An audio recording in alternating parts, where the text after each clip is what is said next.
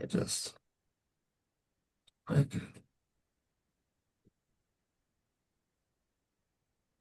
yep, I get that.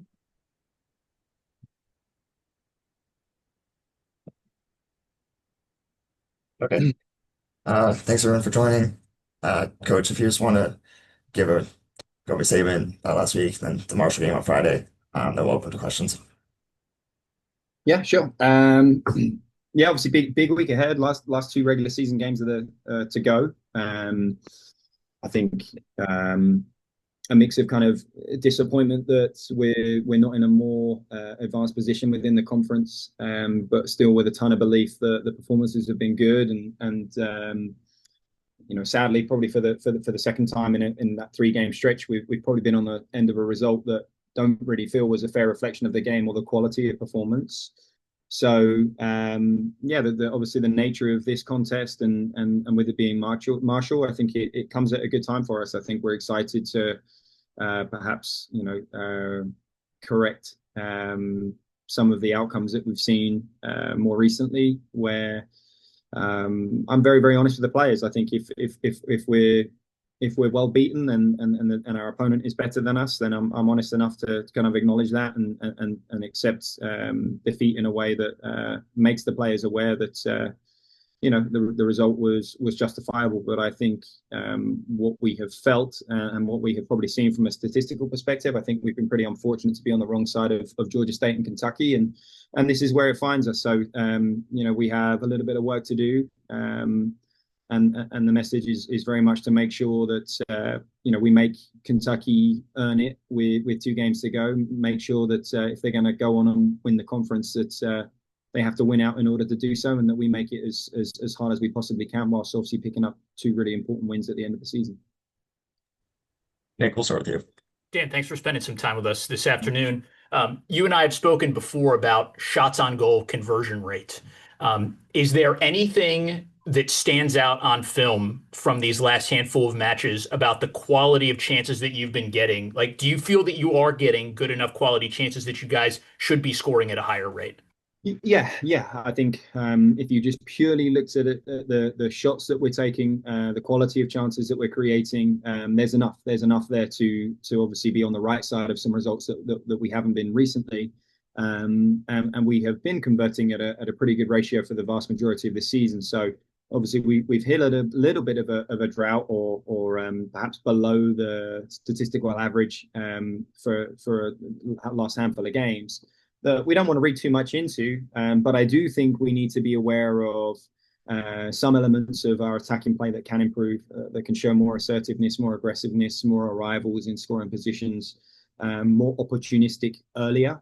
Quite often, there's very little as a coach you can do about the final action or the final ball strike. That often comes down to the players' composure and their skill level, but we also don't want to sit here as coaches void of any blame when results aren't going our way. So we have looked at almost wind the tape back an extra 20 seconds, what happens in the development of play where we can be a little bit more opportunistic and take advantage of some overloads a little bit quicker, recognize moments where we're about to create a threat a little bit earlier, and therefore accumulate more numbers in more attacking positions, and perhaps whether it's 8 shots, 10 shots, maybe that turns into 12, into 15, because there's just a greater number of greater volume of bodies in the penalty area, greater density of players in more dangerous positions. And that was probably the biggest message.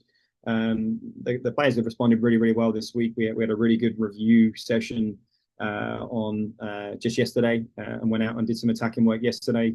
Obviously, we've spent today working on preparing for Marshall and presenting the scout to the players, and then done some work in relation to the game plan for Friday night. And the guys are in good spirits. So, like I said, it's there was no version of this season where this week wouldn't have been incredibly important for us. You're always either jostling for a higher RPI finish, or maintaining a high RPI finish. So there was always going to be work to do at this stage.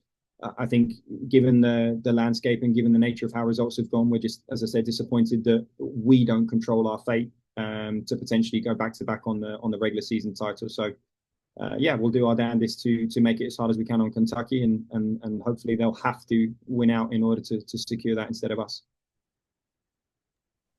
Spencer, we'll go to you. Hey Dan, just your earlier scouting report on Marshall. What do they do well, and what sort of challenges do they praise? Obviously, oppose. It's a team that you're familiar with, playing them the past couple of years. Yeah, for sure. They've evolved a little bit. It's been interesting to watch them this season and more recently. There's some subtle adjustments to structure that I've noticed in the last handful of games. A team and a coach, obviously, that you mentioned, I know particularly well. That I think there's some adjustments to their playing style where they're maybe a little bit more willing to play direct or play a little bit more vertically at times. A lot of their um, build up and a lot of their tactics in possession are kind of based on time. So they almost play a game of cat and mouse with you to kind of wait to see what your structure is going to be and what your line of confrontation and pressure is going to be. And the game can almost grind to a halt. If you speed up, they speed up. So they're capable in those moments as well. So you kind of have a decision to make as a coach, and we've kind of scouted them both ways and seen when teams have been really really patient against them, such as ODU in the last game, um, and other teams that have maybe tried to be a little bit more confrontational and aggressive in the press. So they're versatile in the way that they do it, and they almost decide on their tempo based on what you bring and what level of aggression you bring from a defensive side. So we'll have to be intelligent with the moments we pick and how aggressive exactly we plan to be from that perspective. And then, we've also seen them be a little bit more direct on set pieces. A team that you would traditionally say would look to build the game and accumulate a lot of passes are a little bit more willing to play the ball longer from set piece situations from deeper positions that I've not necessarily seen before. So I haven't had the luxury of speaking to Chris as to exactly why. He certainly won't tell me this week anyway, but there's some changes and some things that we'll need to be prepared for that may be slightly different to the Marshall teams we've seen of previous years. Brendan, we'll go to you. Hey, coach. So it seems like every year, especially when you play in Morgantown, that the crowd at Dick Gillespie is a factor. Do you look for that to be a factor in this game, especially with what's on the line between you and Marshall pretty much battling it out for that kind of final conference spot? Yeah, for sure. I mean, we had a great crowd against Georgia Southern. Crowds have been on the up for us since kind of second half of the season, which we were really, really pleased about. And then this is just kind of that marquee game, right? Like you have an in-state rivalry. You think of the last 2 years, but certainly 2023 from a regular season perspective, where there had to have been a maximum capacity, full sellout for that game. I know that we've planned to bring in the bleachers again for the additional capacity this year, and we're going to need the Maniacs, need that student section to be really really rowdy, and to be the 12th man. It has been in the past. I know we were able to create a really, really hostile environment for our opponent that season. And again, last year in hosting the conference final, having a sellout crowd, it absolutely makes a difference. Both those games obviously went our way.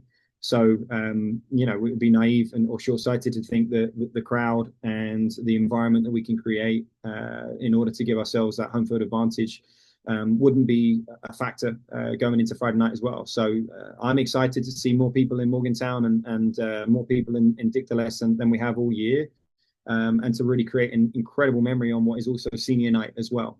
So what a fantastic fitting moment for those seniors to hopefully go out in a record attendance, and obviously with a win against an in-state rival. That would be an awesome senior night memory for those guys. Joe, we'll go to you.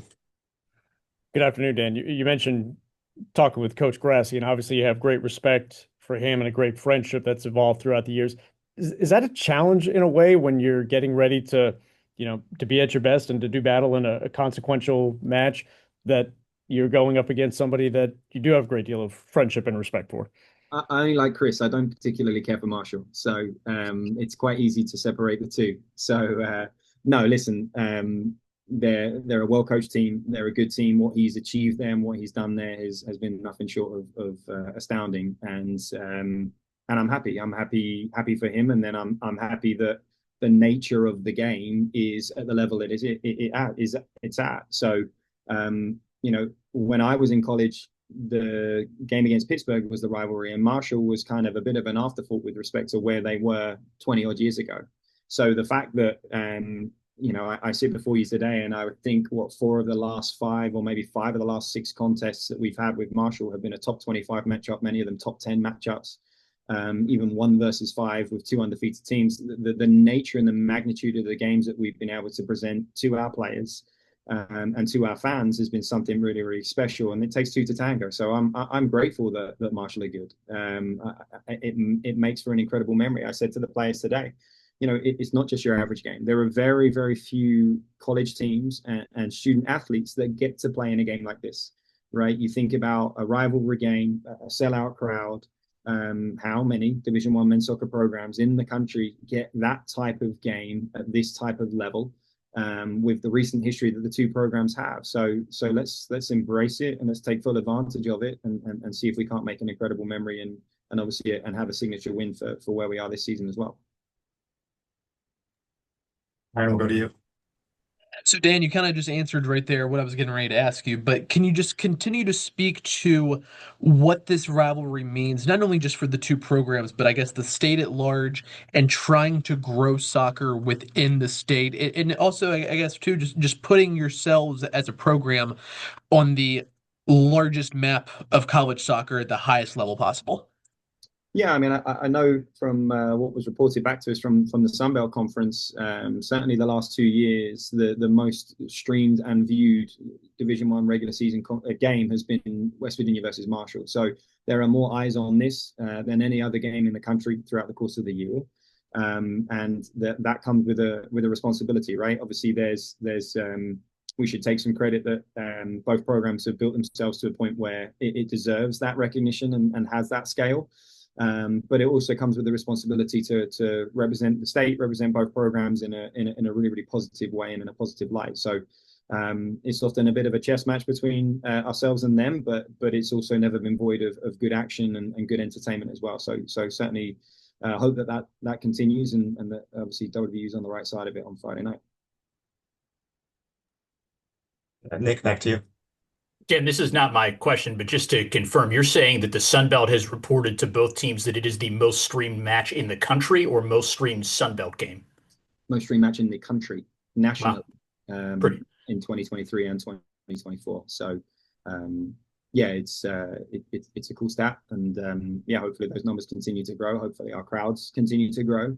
I know Chris likes the idea, and we haven't spoke about this for some time, but love the idea of kind of a neutral location somewhere in a 10,000 seat stadium and see if we can fill it. I'd like to hazard a guess that we probably could one of these days, but yeah, I think it only adds to the players' experience, the fans' experience, and yeah, it's a challenge to play Marshall, but it's also an opportunity, right? Like in 10 years from now, 20 years from now, I guarantee Marcus Caldera will be talking about that 2023 game, and Mark Bernal will be talking about that 2024 conference final. And I hope that the 2 of them and many others have a memory from 2025 as well. So yeah, we're excited to have the challenge, and as I said, in some regards, happy that it's them that we get to perhaps show some of our improvements and show hopefully an improvement in how prolific we are, and get back to the threat and the scoring threat that we were a little bit earlier in the season. It'd be a great night to do it.